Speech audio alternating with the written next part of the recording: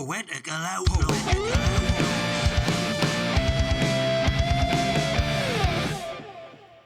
Hello and welcome to the Poetical Outlaws podcast.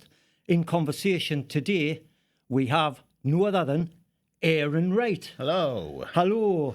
And Yeah, we've got the gang here. We've got Erasmus Croc, there's Black Shuck, there's Barney. Yeah, and I don't know what the cat's doing there, but I'm sure they'll explain it later. well, I hope Erasmus minds his language on this. We don't want any swearing, please. I know it's hard not to. If I don't swear, then I'm sure you can watch it. All right, I'll watch it, yeah. Thank you very much. It's much appreciated, Mr. Croc. Right, for those that might not know anything about you, can you tell her a bit about yourself and what you do? Yeah, okay, so my name's Aaron Wright. I actually got into performance poetry, I'd say about maybe 2014, 2015. I went to a workshop run by the poet Dominic Berry, and he encouraged us to write, he encouraged us to perform, and we actually ended the course by doing a performance outside West End Morrison's. So, you know, it's like, I think if I do keep citing them as a big influence, but, you know, I think I wouldn't have gone, yeah, there's sometimes I've felt like doing it, but he really was so supportive and encouraging about it. Yeah. Oh, well, Anyway, that's my history, sorry. Like an origin story. Yeah. And then obviously I got into open mics and so on. And Right. this is history. well, before we crack on, we're going to hear a poem by you. And funny enough, we had Pip MacDonald on, who done a lot of stuff about food and made us Right. hungry. And this one is you performing Cheese Toastie. The cheese toastie, yes. Where was this recorded at? This one was recorded actually at the Geet Muckle Slam, I think not last year, but the year before. So it got me through to the quarterfinal in 2025. Brilliant. Let's have a listen to it then. It's called Cheese Toastie, so I want you to help me kick it off a bit. I'm going to say cheese twice, cheese, and then you're going to say toasty. So here we go. Cheese! Toasty! Cheese! Toasty! Cheese toasty, cheese toasty, sublime snack I love the mosty. Such a delicious, fantastic feast, health-free, nutritious, sumptuous beast. It's so easy to make straight from the pub. No need to bake, it's glorious grub. Just throw down some bread, top it with cheese. It's a taste that'll bring you down to your knees. And for those more adventurous, not easily disgusted, smear on some sauce with lashes of mustard. Then slam down the iron, foreman or breville. Wait a few moments and then you can revel in the sight of the steam, sound of the sizzle, melted cheese dream starting to drizzle. Open it up, peel off that sarnie, burnt mouth it's hot. Don't say I didn't warn you. Bite on down, taste buds flood, vampiric suck of cheesy blood. Eat, bite, chew, sate then swallow. Eat, repeat, it's time to wallow. In toasty heaven, it tastes divine. And we're gonna share this Geet, Muckle, cheese, toasty because it's all yours and mine. Oh, excellent stuff. I've never had a cheese toastie for ages. I had one of them, you know, the sandwich makers. Oh, the and like Breville's. Yeah. everybody, you use it for loads, don't you? And then it gets put away. Yeah, they're all nice. But Gary, my name's Barney. Hello there, Barney. What are you going to say? Well, I was just going to say, I do like a cheese toastie, but my favourite thing is a kebab. So I'll tell you more about me later, but kebabs are the best. Right. Cheers. So back to Aaron. So what was it that like inspired you or first got you to put pen to paper and start writing? Well, I'm talking a long time ago when I was 7, so we're talking half a century ago, really. I like writing little things, little poems and stuff. And it was actually my granny who, she said to me, "Oh, that's great, you've written a poem. Could you write another one? I'll give you 5p. And I thought, I'm onto a good thing here. So I started just writing total rubbish because I thought, well, if I'm going to write something like this is my next poem, McGlowin, then she's going to give us 5p. And I was only kind of stopped because my mum said, you can't keep doing that. You can't keep. And I said, well, it's thinking about it now. I didn't say at the time, encourage my creativity. But that's one of the things. But I've always kind of like daydreamed. So, going into other worlds and stuff like that. And this has helped me. Yeah. I mean, 7-year-old, that's a young age. I've been trying to get my grandson, who was 8. He comes out with little rhymes and I tell him to write it down and he doesn't, So that's impressive to start at 7-year-old. So what was it that made you, with your writing, go, I think I'm going to perform some of this? What was it that got you to want to perform? Yeah, so like I say, obviously time passed there, and the kind of first time that I wanted to perform, I'd seen like these poetry slams advertised. It was around about the same time I mentioned before about the Dominic Berry workshop, and there were just people were up there and they were coming out with all this stuff, and I thought I'd try it, and it did turn out to be a bit of a disaster because I was so nervous. Like, my hands were shaking, my voice, I was tripping up on words, but for some reason, even though obviously I didn't get very far in that poetry slam, I think it was at the Tyneside Cinema. It was one of Jeff Price's for poetry slams. I just thought, I'll go back up there again, even though I've never been so nervous in my life, There must be something like a buzz about that. I mean, I've always wanted to write stories and things, but the actual performance, I think that's kind of that moment where I think, I'm terrified here, I'll do it again. Yeah, that's what I found. It was like the first time I got up, I done my poem and I was that nervous. I couldn't wait to sit back down. As soon as I sat down, I thought, I can't wait to do that again. It's crazy. There must be some kind of masochists, I think. And I always went, because I've been a contestant at the Great Northern Slam before it, and then after when Don Jenkins took over, it was changed to the Geet Muckle Slam. That was at Northern Stage. And every time you'd be backstage thinking, well, have I done this again? To myself, I'd say to other people. Yeah. I mean, it's good to share your words, but at the same time, it is a nerve-wracking thing, especially if some of the poems are personal, things like that, And tell me a bit about the kind of poems that you do. Okay, they're kind of like quite surreal. Lots of ones about animals, but they're all kind of like. Always like to have kind of like I guess there's a bit of humour in them, but I don't really intend to put a message out, but I like to entertain people. But I think I entertain people anyway. And I think one of the things I'm just remembering now, I wrote a story when I was in secondary school, about 14, and it was like a description of a haunted house, and it was all, and then the teacher said, "This is a beautiful description, but you've ruined it," because my last line at the end was like, maybe they should get a painter and decorator.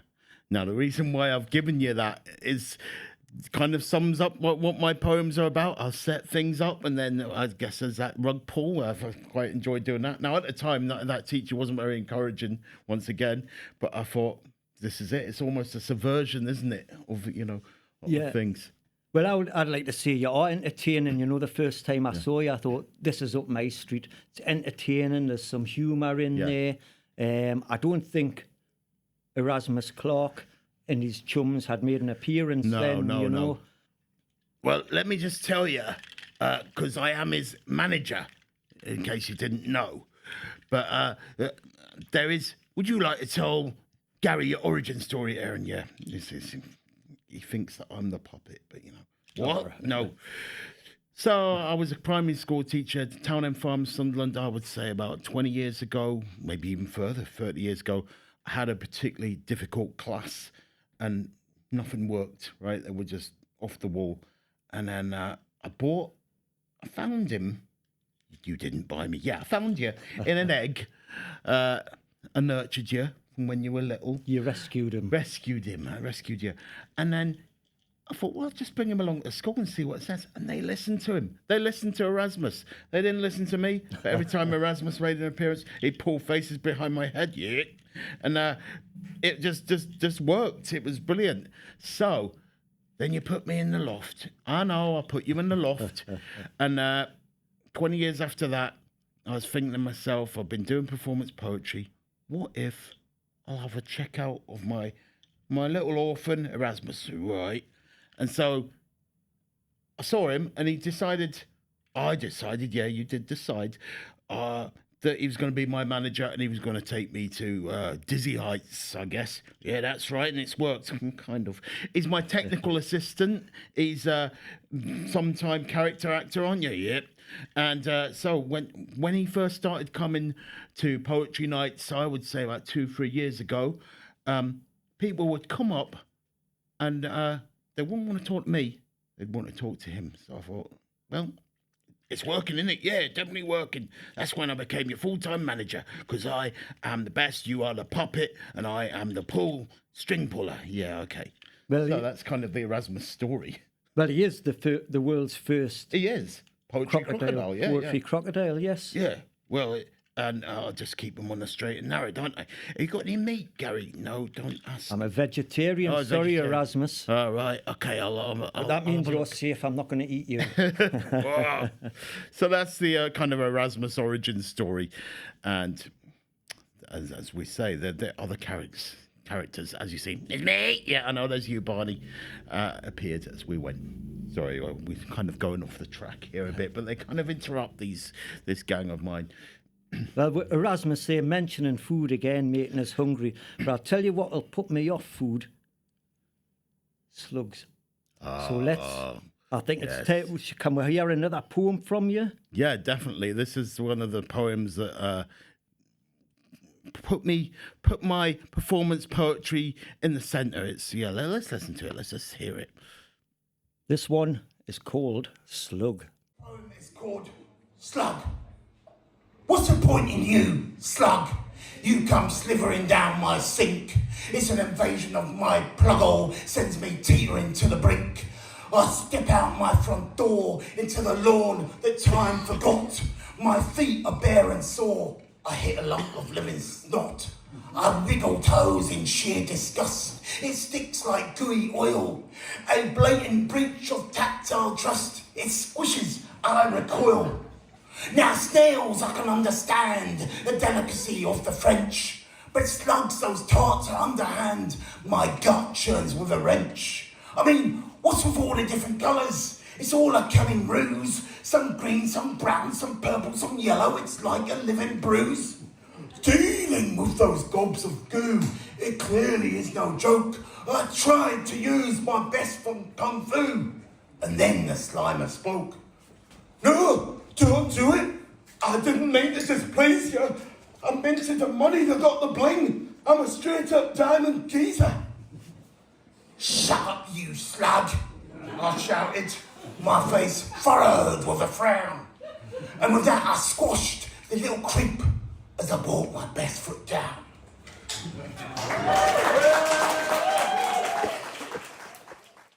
Excellent stuff there, Aaron. That was fantastic. Talking of slugs, you brought a book out called Poetry of the Slug. Yeah, so the slug is obviously quite a thing that's important to me. The poem is anyway. The origin of it was I was living in a house in Great Lumley, really quite damp house, and the walls were covered in, it was wet, covered in slugs on the outside. And then the one time I did the washing up, and I was like, when you're putting you try to think there's a piece of food being put down the sink, and then there was a slug. So I was like, that was the origin. That's what I thought. I wrote a poem about it. And then I thought people responded so well to the story that sometimes they respond too well, because I did a poetry slam in York, and somebody wasn't very happy that I squashed him at the end. So I do have to give a kind of like a reminder that it's just a stunt slug, and no slugs were harmed in the making of the poem. But it shows you that the immersion that people get into the poems, which I think is good. So the Poetry of the Slug is what I entitled the book. It's basically my first poetry book I published. It's all my poems that have been rattling around in my head since, some of them ideas are quite old, and after 54 years, I managed to get them down. So, I was really proud of getting that poetry collection sorted. And obviously, it was co-written by me. Yes, it was co-written by you, which is why it says Aaron Wright and Dr. Erasmus Croc. So that kind of set me on my way to kind of like putting my stuff down in print, and yeah, it's been received really well as well. Poetry is like, and there is plans for a sequel at some point called The Slug Strikes Back, because there's more poems piling up in my head now, so that's something to look out for. Oh, brilliant! I look forward to that one as well. You've also just brought another book out as well. Yes. So this, because I really got into poetry writing, like I said, 2014, but I've always written short stories. So this one's called The Bark Side of the Moon, and once again, written by myself and Erasmus. Now, whilst I was writing the story, a new character emerged. We have here, this is Black Shuck, and hello, I am the darkness. I know you're the darkness, but you emerged. You were the narrator, and what happens is he narrates the stories. He kind of like he introduces them, then says something at the end. But I think that what happened within the book was the very kind of last story at the end. All the characters from the stories come out. He's actually in the story, and they turn on him. Yes, it is a troubling time. So Black Shuck is kind of like, I don't know, he's just appeared in our kind of like in our consciousness, but now we made him real because we did summon him. Yeah, we did summon him, and that's what happens in our Fringe show. We have to summon him with a special kind of ritual, and then he comes, and then I am there, and the darkness is there. Yeah, that's it. You've just mentioned Fringe shows there. You've got quite a few events coming up, a bit of a tour going on. Yes.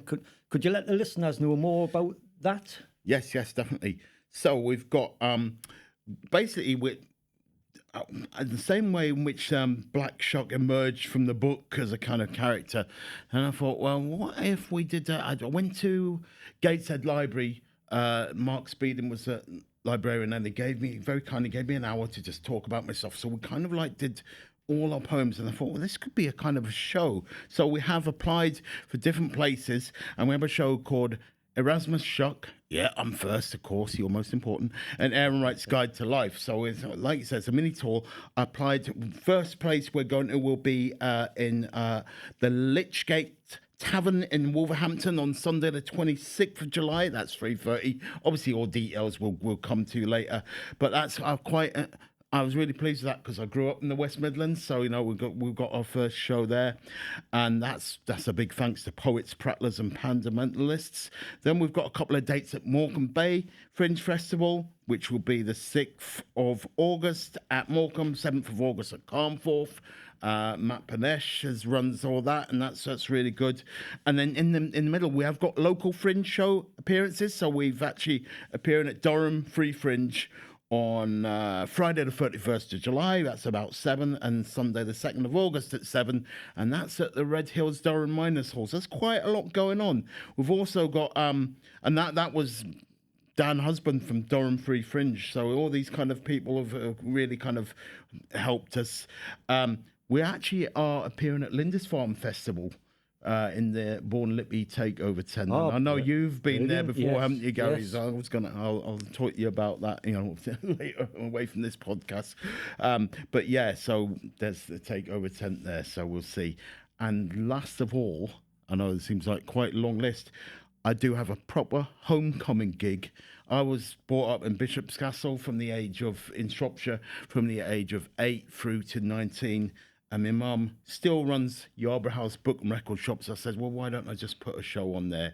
So we're going to have a kind of homecoming show, Saturday, 12th September. There it'll be 7 to 9. And I don't think she'll realise the chaos that's going to hit her. But, she does. She probably knows me anyway. But it'd just be weird to be in the place where, like, in the same room when I was, like, playing table tennis as a kid. And, like, there's a big kind of safe, because it used to be council offices, a big, huge safe still there. My brother locked me in there for about half an hour. But, to be back in that place is going to be strange. But yeah, that'll be a good experience for you. That must be more nerve-wracking than... It will be, and I'll put the word out to people in the local area. My mum said that friends will be coming, but I'll just... I'll just let the chaos reign, I guess, because we've got all these characters. You are our character, yeah, and well, really, we're just we might be inside your head, but you're inside our head. Okay, thanks, Erasmus. Thanks for explaining that one. Yes, Fantastic. So your books. Yes. If anybody is interested in getting a copy, where can they get a hold of a copy? They're available on Amazon, Poetry of the Slug and The Bark Side of the Moon. Now, if you Google, you're more likely to find my stuff if you Google Erasmus Croc. Yep, because he's a more popular name rather than Aaron Wright, but you can Google us both. They're available there. I do go to a lot of open mic nights in the Northeast, so, I always got a few copies there if you ever wanted to, get a signed copy. And we'll have copies at our fringe shows as well.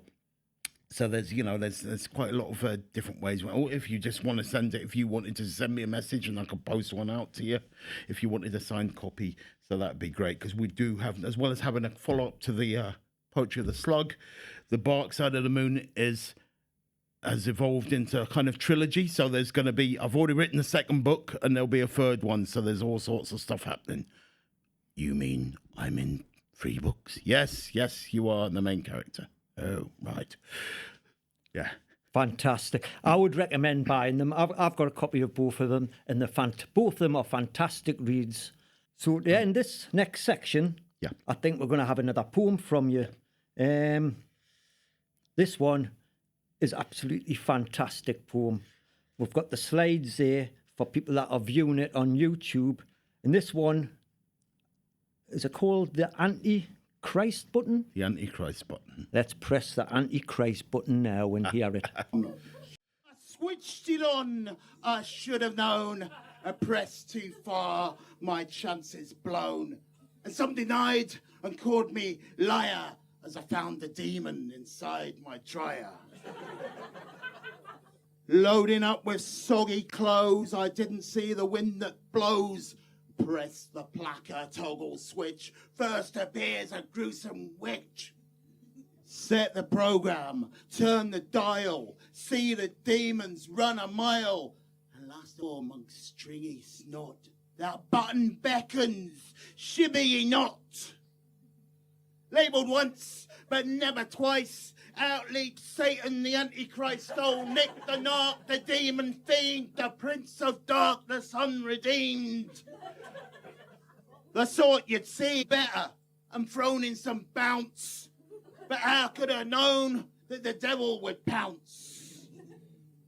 He shouted out with a deathly yell, "Your mother tuck socks in hell!" Now we're going to milk that one a bit because I would like you all to repeat that a couple of times. Ready? Your mother tuck socks in hell! Your mother tuck socks in hell! Thanks for that, Croc. I chanted a mantra, an incantation that would save me from an infestation. Daz, fairy, Purcell, bold, aerial, surf, or born to be sold. So we'll all chant, let's get the devil away. Let's all have a go. Daz, fairy, Purcell, bold, aerial, surf, or born to be sold. One more time. Daz, fairy, Purcell, bold, aerial, surf, or born to be sold. In the name of the Father and the Holy Ghost, rain down hellfire, you'll soon be toast. He cackled and chuckled. Is that all the flies? I am the darkness, the one who never dries. I've got news for you. I don't think you're likey. I'm going to devour you, your being, your psyche. See, just when I thought those horrors would never cease, out pops my clothes with nary a crease. See, Satan the terrible, the arch-fiend deceiver, had done a good deed for me, an unbeliever. For those of you who believe in Satan in this room, I'm sorry, I should have had that content warning before, because I have been dissing the Antichrist a bit. Sorry about that. That's all I thought. He's pressed all my linen. Just as I was about to go up and chin him. I should have known better and faced the fact before signing his pithy, blood-stained contract. In the small print letters amongst the T's and C's, taken my immortal soul. It is not what it seems, not all it entails, because when that anti-crease button delivers, the devil is in the details. Excellent stuff there. That was recorded live in Australia, wasn't Sydney, it? Australia. My brother runs a night, so he got me to draw the comics. He said you can only do spoken word if you draw the comic to go with it, so that's what I did. Ah, right. Excellent. You've had a few international appearances, haven't you? Yeah. So I've recently did an open mic in Los Angeles. We did that same poem, the Antichrist button. We were a bit dumbfounded by it. Went Ho Chi Minh City. I did a poem about bubbles. I think they seemed to enjoy that. And then I thought, well, I've done 4 continents, and me and my wife went to Marrakesh, and in the storytelling cafe, I did cheese toastie in front of a very confused French family. But that's that's the way. So I did the 5 continents in the last 3 years. So I thought that was not that I was aiming to do that, but I thought spoken words the world over needs to be enjoyed, doesn't it? It does. It does. I'm hearing some murmurs over there. Are your gang wanting to have a bit of a chat? So I was just saying, even though we've just been on Emma Millen's show, but I love this setup. This is good as well. I really like it. Yeah, and even though you haven't got kebabs, it's nice. I am the darkness. Yeah, we know you're the darkness. So you know what? Gary, is a little surprise. I've written a poem. You've probably already heard it, but you've not heard it from me. And we've got a little poem for you, a live poem. So I'm just gonna recite it if you don't mind. And it is called Gary the Hat. Oh, well, thank you, Erasmus. And I'm going to do a verse. okay. Oh, brilliant. Well, stone the crows and fancy that. This one's for Gary the Hat. That rhyming, ranting, political poet, he's slinging his words, and don't you just know it? Shooting it each verse, he cuts through the rap for better or verse with rhythm and rap. As punk goth Lippy, as each as you please, as he flies through the words with the greatest of ease. Compassionate and passionate, he bigs up each cause to sounds of whoops and rapturous applause. Makes his own books, it's a DIY thing. A pamphlet prince, a spoken word king. He rages against injustice and the land of the free. He affirms it is society that is ill, not me. A selection of headgear, top, thin and fat, that's why they call him Gary the Hat. So, give me a G to the A to the R to the Y to the T to the H to the E. Put them together and add this line.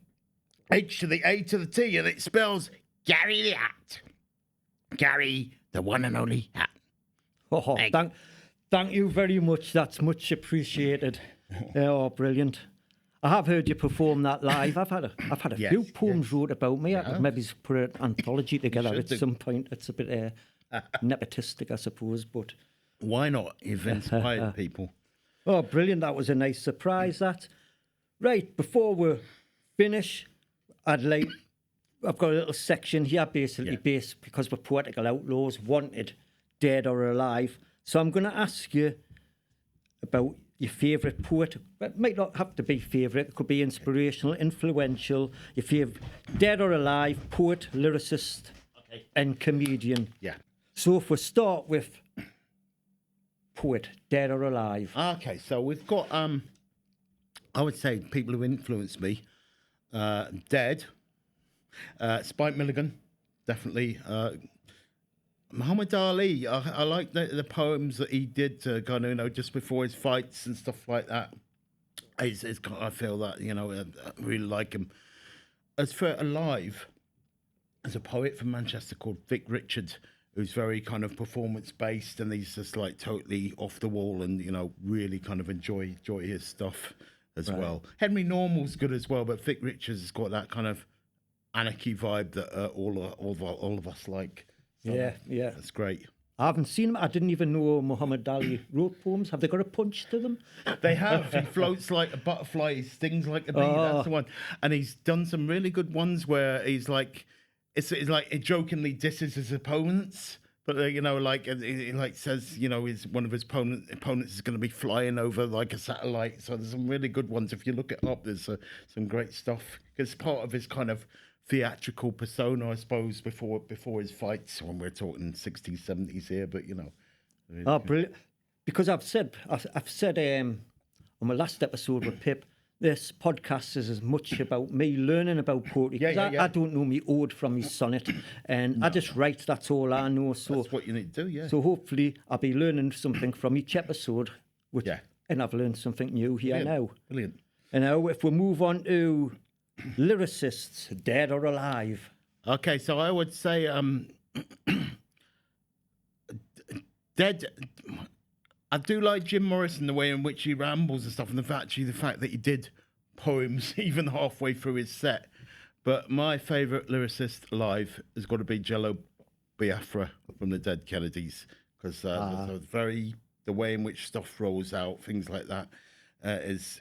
I mean, I've always loved his stuff. But he's done some spoken word albums as well. Yeah, been really good. And I know that he's recently recovered from a stroke or something recently, hasn't he? But he's some really good kind of. You check out amongst, because people think, well, the Dead Kennedys are punk noise, but it's some really kind of great lyrics amongst there. Really kind of like satirical stuff as well, real dry. So you know, and I guess that's a kind of indirect way of saying that he has influenced me a lot. Yeah. Yeah, you mentioned that he just had a stroke recently, and not so long ago he got up and done a live performance as well. Amazing. Apparently, it took it out of him, but you know, what an amazing thing to be able to do. You know, get back to some sort of normality. Yeah. Last but not least, comedians. Comedians.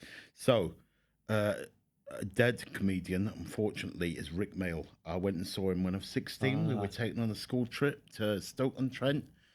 Our English teacher at the time, it was I think it's quite forward thinking of him, took us, see him. Ben Elton was the support. Ben Elton performance, okay, he's good. He's a good writer and stuff like that.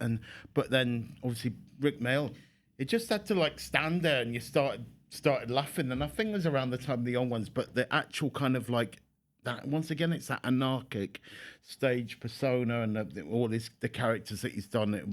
It sticks in my mind, that kind of performance stuff. And also he had like a kind of poet character. I've forgotten what it was called, but yeah. But never mind, our minds are over 50. I think Rick was a poet as well, and the Young Ones wasn't he? Yeah, the People's Poet. And I've recently seen a clip of him before the Young Ones. Kind of, he was really young, kind of doing this people's poet persona, and it's really, so obviously you can see how that kind of fed into Rick and the Young Ones, that kind of character. A live comedian, we're talking, I would say Ross Noble. It's been brilliant. Good improv stuff. And I've got to say, someone else who's really every time is like a local lad, Cooper Robson. I like the way he combines his poetry and his comedy as well. He's kind of like a bit of a hybrid. So I think he's got a debut show coming up soon as well. But he's been in a lot of the poetry kind of circles. So those really the current ones, yeah.